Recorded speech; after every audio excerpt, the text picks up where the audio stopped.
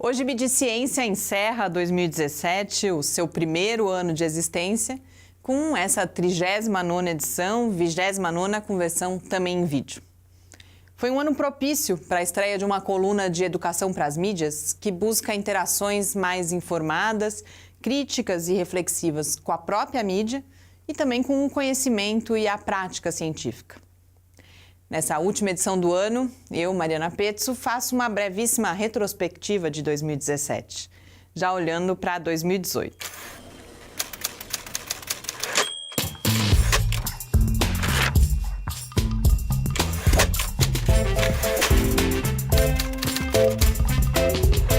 Esse foi um ano difícil para a ciência e para o conhecimento, no Brasil e no mundo. Mais do que isso, foi um ano difícil para a verdade. Ou melhor dizendo, para o compromisso com a verdade. Por isso, quando eu revisitei as colunas que foram publicadas nesse primeiro ano, eu não fiquei surpresa de perceber, em relação aos temas sobre os quais eu falei, como ficaram claramente na frente, distantes de qualquer concorrência, os ataques ao conhecimento e a desvalorização das evidências. Como parte dessa estratégia, se destacou também a tragédia dos cortes no financiamento para a ciência e para a tecnologia, particularmente aqui no Brasil. Um outro tema recorrente também tem vínculo com esse primeiro, com a era da pós-verdade e da morte da expertise. A gente também falou com frequência das mudanças climáticas, cujas consequências dramáticas se tornam, ao mesmo tempo, cada vez mais claras e mais próximas, mas, paradoxalmente, ficam mais graves quase na mesma proporção em que aumentam as ameaças à nossa sobrevivência aqui no planeta. Por outro lado, eu sinto que eu devia ter falado mais de notícias de saúde, sobre as superbactérias e a resistência aos antibióticos e sobre inteligência artificial. Ficou para 2018. Olhando para a ciência, eu tive várias oportunidades de aproximar a ciência de outras esferas da atividade humana. Isso para tentar evidenciar as contribuições da ciência ao nosso entendimento do mundo em que a gente vive. E também as suas contribuições à qualidade da nossa vida aqui na Terra.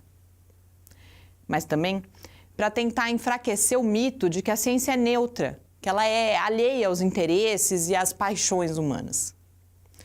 Na mídia, eu continuo sentindo falta dessa abordagem, desse olhar que vai além dos resultados e olha também para o processo científico. Eu temo que esse olhar ele se dê só pelo viés negativo, já que a gente começa a perceber um crescimento das matérias sobre denúncias de fraudes e má conduta no meio científico. Olhando para a mídia, a ênfase teve na questão da pauta, na reflexão sobre por que alguns assuntos viram destaque e outros são silenciados.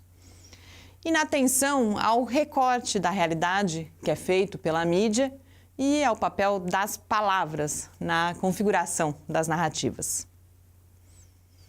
Em grande medida, educação para as mídias é isso, é evidenciar como as narrativas midiáticas não são um reflexo da realidade. Evidenciar como o processo de construção de um texto jornalístico, seja ele escrito, falado, nas imagens, como essa construção ela envolve inúmeras escolhas.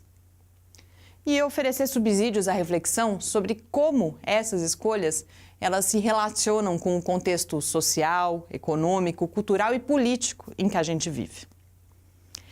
Que a mídia seja assim não é necessariamente ruim, não é uma falha ou um mal do qual a gente precisa se proteger. Mas a gente não pode prescindir dessa possibilidade de atravessar uma camada de opacidade que dificulta esse olhar e essa relação crítica com a mídia. A gente tem que conseguir acessar fontes de informação que sejam diferentes e diversas e, a partir delas e de tudo mais que faz da gente o que a gente é, construir a nossa própria narrativa. Se 2017 foi difícil, ele foi também só um ensaio, um prelúdio para 2018. Cada vez mais a gente ouve falar do papel inédito que a internet vai ter nas eleições do ano que vem. E com ela as fake news e a manipulação. Negar a mídia não vai ajudar. O que a gente precisa é olhar atenta e criticamente para as características dos diferentes lugares onde a notícia é produzida. Olhar para as nuances, para as entrelinhas do texto jornalístico. E também para o modo como nós, e aqueles que são diferentes de nós, leem, veem, ouvem, compartilham, recomendam, participam e recriam as narrativas midiáticas.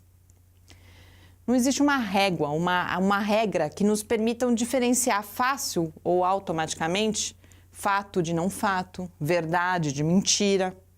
Não é disso que se trata. Não é tão simples assim. Mas eu espero que tenha sido e continue sendo um exercício rico e, por que não, prazeroso. Boas festas e eu espero vocês por aqui no ano que vem.